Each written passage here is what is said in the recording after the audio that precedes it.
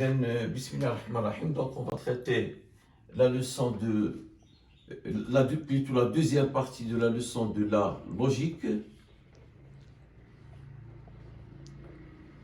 Alors, on est le 20, aujourd'hui, c'est le 20-10-2021. On va traiter donc les concepts suivants. Donc, la conjonction, c'est le et logique, et le ou logique qui est la disjonction, et la négation plutôt, on a déjà traité dans la première partie de la leçon, et l'implication. Alors, concernant la conjonction, alors, petit 1,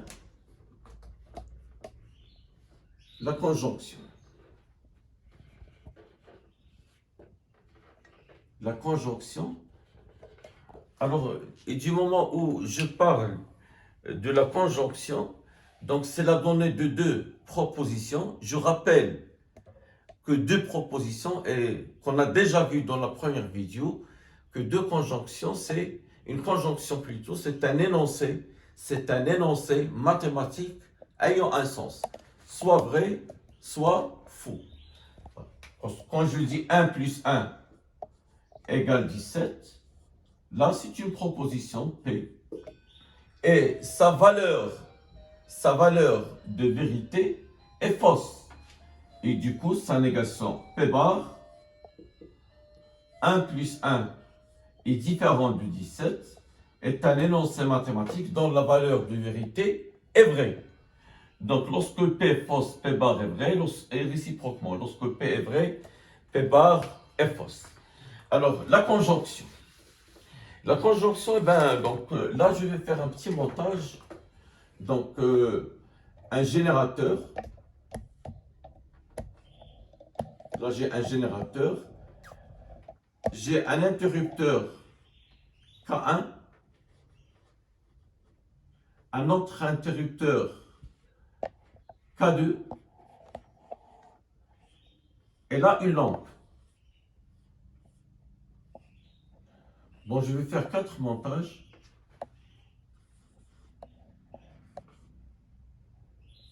Le second. Deux interrupteurs en série. Donc, le premier, maintenant, elle est fermée. Mais le second, elle est ouvert. Et toujours la lampe, elle.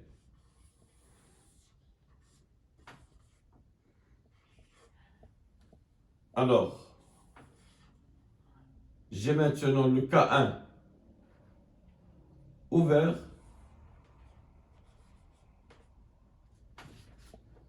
Mais le K2, elle est fermée. K1 et K2, ce sont deux interrupteurs. Et là, j'ai la lampe L. Bien sûr, le générateur. Et vous avez vu que ça, c'est le pôle positif, l'autre, c'est le pôle négatif. Ça, c'est le sens du courant, l'autre, c'est le sens des électrons. Et finalement, donc, le dernier cas, lorsque les deux sont fermés. Alors, voilà, donc là, j'ai le K1. Et là, j'ai le K2. Et la lampe L. Voilà. Alors, voilà, c'est le générateur. Ma question est la suivante. Quand est-ce que, dans ces 4 montages, la lampe va être allumée? Alors, si je traite, par exemple, le premier cas, bon, le courant, il va passer, il va s'arrêter ici. Et du coup, donc, la lampe ne sera pas allumée. Le K2, le deuxième montage, le K2 est ouvert. Donc, le courant, il va s'arrêter ici. Le troisième montage, le courant, il va s'arrêter là, parce que le K1, il est ouvert. Tandis que le dernier, le courant, il passe et la lampe s'allume. Donc, la lampe Alors, d'après cette activité, la lampe, elle, ne s'allume que si L1 ou bien K1 et K2 sont fermés. Les interrupteurs K1 et K2 sont fermés. D'accord? Donc là, K1, K2, donc lorsque K1 et K2 sont fermés, la lampe s'allume. Je dis que K1 et K2 est une condition nécessaire pour que la lampe s'allume. Supposons donc, je vais donc mettre ceci dans un tableau.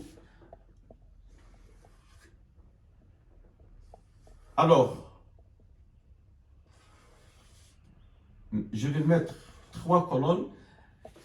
Alors, appelons P l'événement K1, l'interrupteur K1. S'il est fermé, c'est 1, c'est vrai. Et s'il est ouvert, c'est 0. Et Q, l'événement de l'interrupteur K2. Et là, j'ai le P et Q. Ben, on va envisager 4 cas.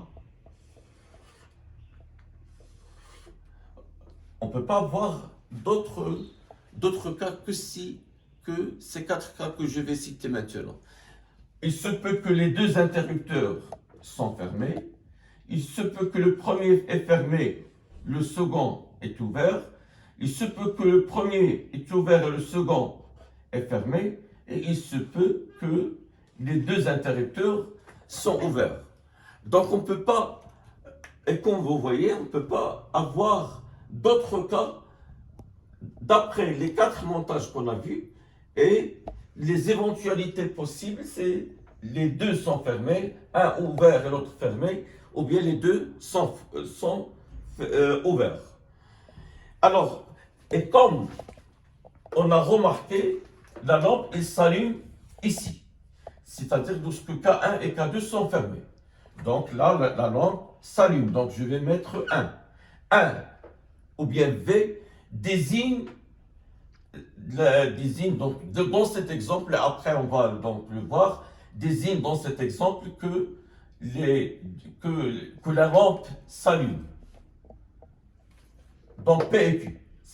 Mais donc P toute seule, c'est que le K1 est fermé. Donc Q tout seul, c'est le K2 est fermé. P et Q, c'est la lampe. La lampe, quand est-ce qu'elle est allumée? Ben, comme on a préalablement mentionné que ceci est faux, faux, faux. Alors là, c'est l'événement P et Q. Alors, je vais définir ceci. Alors, définition. Définition.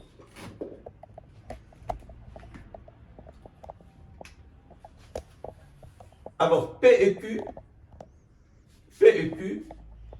sont deux propositions.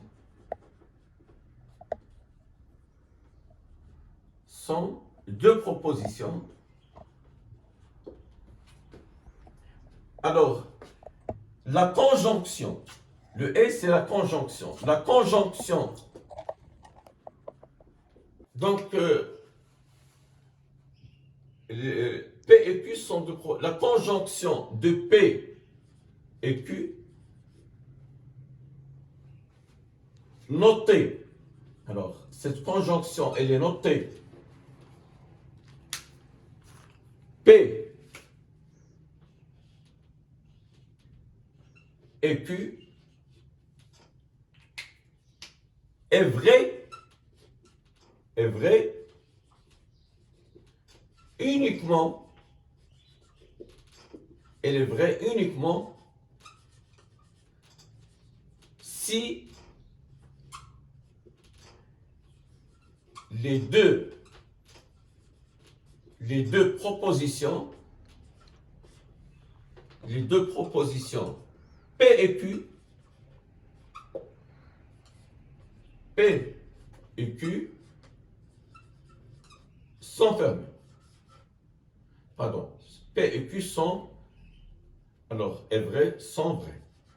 Je m'excuse parce que l'exemple que j'ai donné, c'était sur le circuit K1 et K2, donc j'ai dit fermé inconsciemment. Donc, sont vrais. Lorsque les deux propositions sont vraies. Autrement dit que P et Q est fausse si l'une donc je peux m'exprimer autrement si l'une des propositions est fausse. Alors maintenant, on va voir ce qu'on définit par la disjoncture. Bon, la table de vérité de la conjonction, la voilà. Donc là, étant donné une proposition P, une proposition Q, et là j'ai le P et Q. Alors, on a dit qu'on a quatre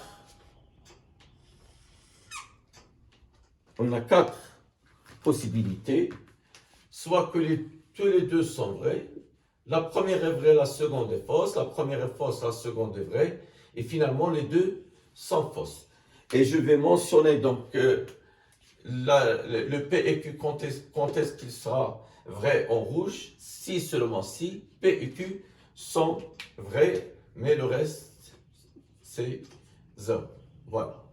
Donc ça c'est l'événement P et Q qui n'est vrai que si les deux propositions sont vraies.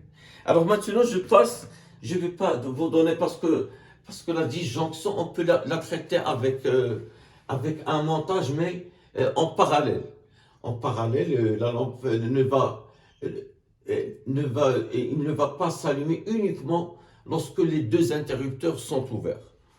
Bon, soit on fait le montage, soit je vais donner un exemple plus simple que ceci. Donc, grand 2, c'est la disjonction.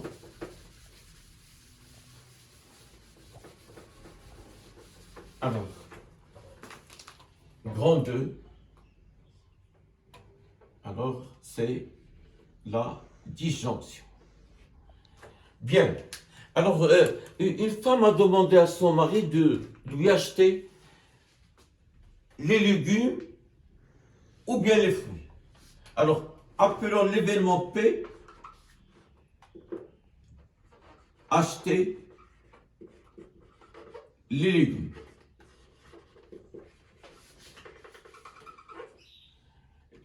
L'événement Q, acheter les fruits. Je répète, il dit à son mari d'acheter les légumes ou les fruits. Donc, on a quatre possibilités. Donc, voici l'événement P, l'événement Q, et là, donc, l'événement acheter les légumes ou acheter les fruits. Bien sûr, on a quatre possibilités, toujours dans le même ordre que vous allez trouver dans tous les ouvrages. On commence par vrai, vrai. Le premier vrai, le second est fausse. Premier fausse, c'est-à-dire la proposition, la première est fausse, ou bien si je dis le premier événement, il est faux, et le second, il est vrai. Alors maintenant, la première proposition est fausse, et la seconde est fausse. Donc lorsque le mari achète les deux, bon, c'est vrai. C'est vrai, donc il a acheté, il a acheté les légumes ou les fruits. S'il n'achète que les légumes, parce que sa femme lui demande d'acheter les légumes ou acheter les fruits. Et c'est parce qu'il a ramené avec lui les légumes, donc ceci est vrai. Et c'est la même chose.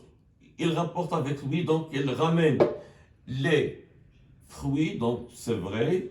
Et finalement, s'il ne ramène ni les légumes ni les fruits, donc là, c'est faux. Et quand vous remarquez, regardez le ou et le et. Le et, elle est vraie uniquement si les deux sont vrais. Les deux propositions sont vraies. Et le P au Q, il n'est faux. La condition nécessaire pour qu'il soit faux, d'accord?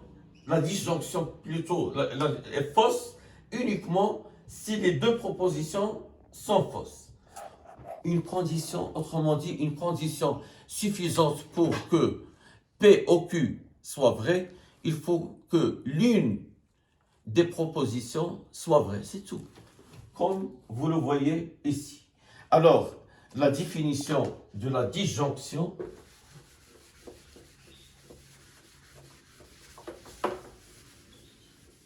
Alors, définition.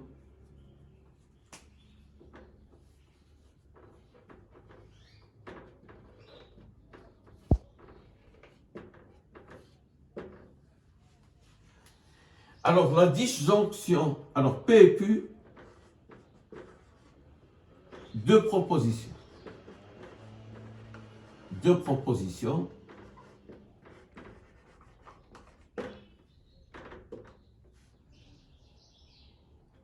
La disjonction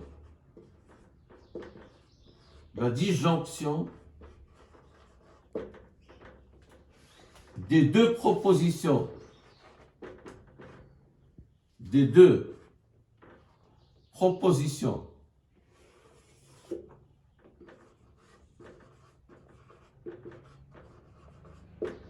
P et Q, notées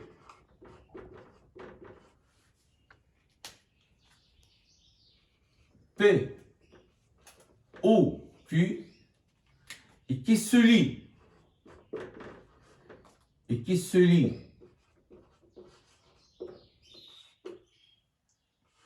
P au Q et la proposition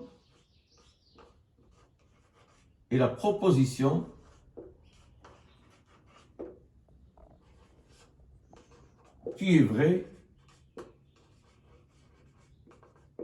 si, d'accord, si au moins, on peut utiliser ceci, si au moins une des deux propositions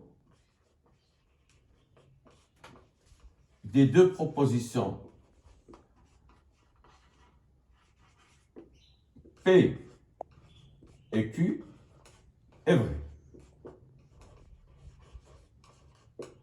Voilà.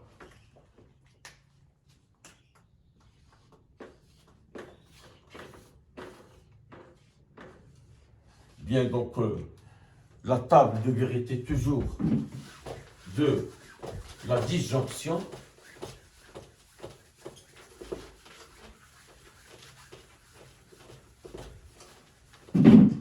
Donc là, j'ai P.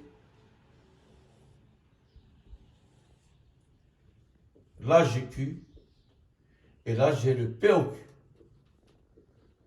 D'accord? Donc, on a dit que le P au Q n'est vrai que si l'une des deux propositions est vraie. Donc, je voulais dire, n'est fausse que si les deux propositions sont fausses. Donc, je respecte toujours l'ordre. Donc, vrai, ou bien un. Donc, vrai, faux, vrai, et finalement, faux. Alors, ici, c'est vrai, et il n'est fausse que si les deux propositions sont fausses. Sous-entendu, donc, on peut mettre V ou bien VF, respectivement 1, 0. Donc, on a défini la conjonction et la disjonction. Maintenant, on va déterminer ce qu'on définit par l'implication. Alors, cette implication, elle est obtenue à partir de la table de vérité de non P au Q. D'accord? Non P au Q. Alors, on va tous donc traduire la table de vérité de l'implication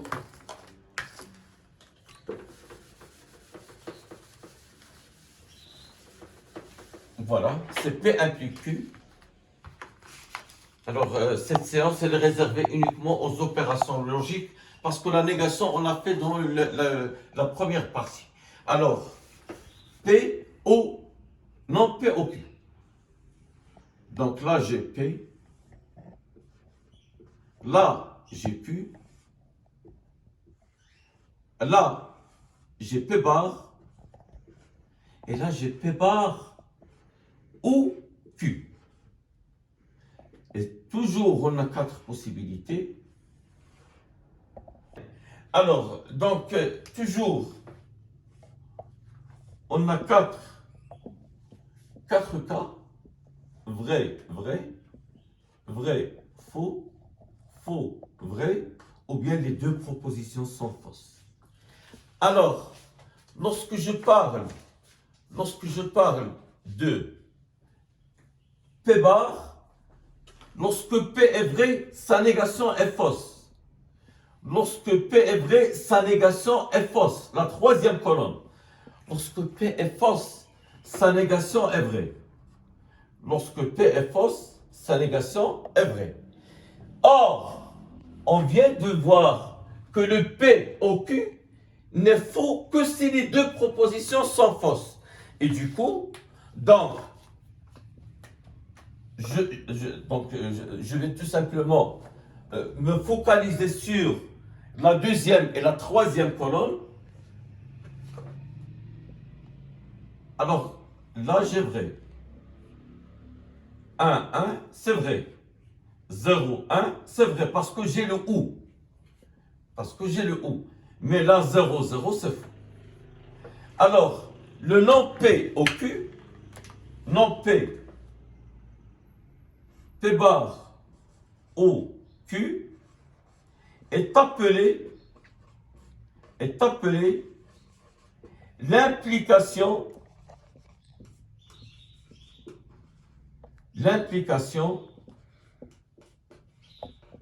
de Q, l'implication de Q par P. L'implication de Q par P et qui est fausse, et comme vous le remarquez, et qui est fausse uniquement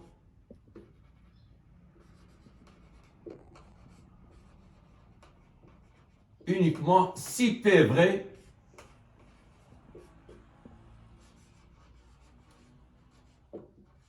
et Q est fausse.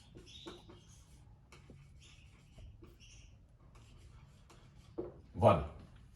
P bar au Q est appelé l'implication de Q par P et qui est fausse uniquement si P est vrai et Q est fausse. Alors, cette implication, ça c'est la définition bien sûr.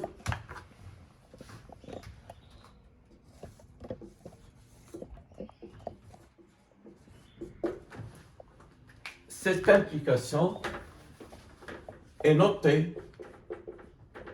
Donc, on aura l'occasion dans les séances prochaines pour voir des exemples et des exercices qui vont engendrer toutes ces lois logiques. Alors, cette interprétation, ou bien toutes, si vous voulez, les opérations logiques, parce que les lois, c'est autre chose. Alors, cette interprétation, ou bien cette implication est notée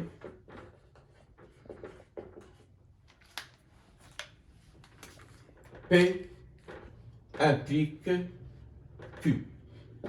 P implique Q. Et bien la dernière c'est l'équivalence. C'est grand 4. L'équivalence.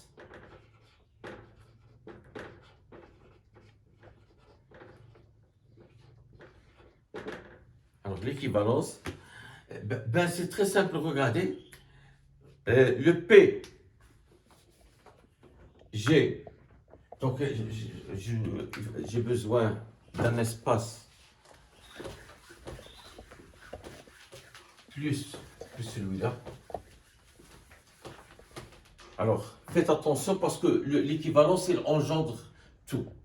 Alors là, j'ai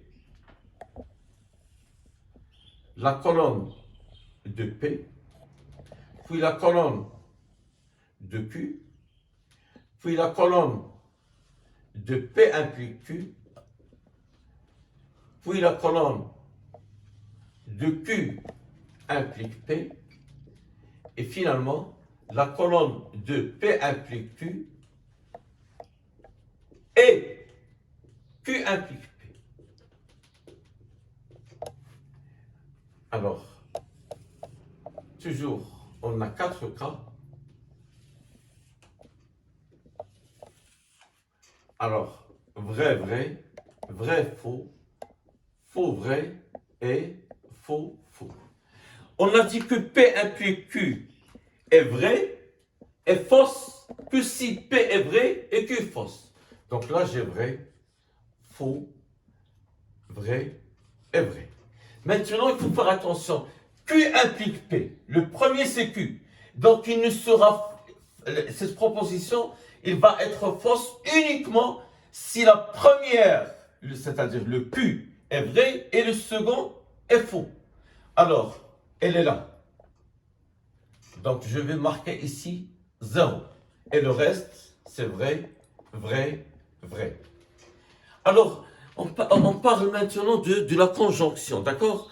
Et lorsque je parle de la conjonction, on a dit que la conjonction de deux propositions n'est vraie que si les deux propositions sont vraies. Que si les deux propositions sont vraies. Alors maintenant, je vais me limiter à la troisième colonne et à la quatrième colonne. Les deux ici sont vrais. Et du coup, donc, ceci est vrai. Celle-là est fausse, donc, celle-là est fausse, elle est fausse. Les deux sont vrais, donc, elle est vraie. Alors, définition. Et je termine cette deuxième séance. Alors, définition. Le P implique Q et Q implique P est appelé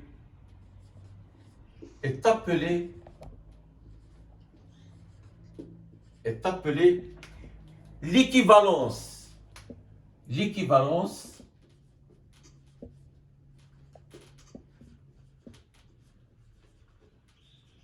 de P et Q. Notez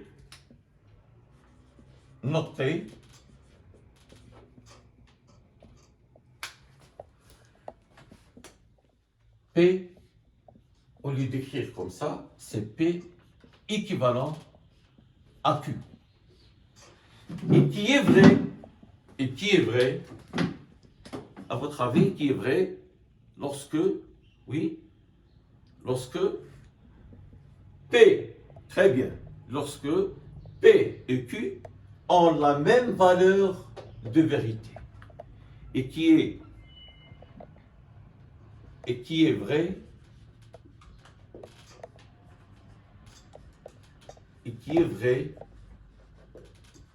uniquement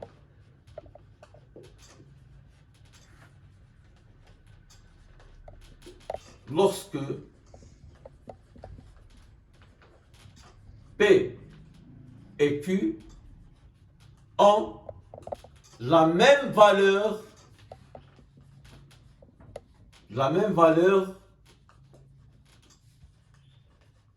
de vérité.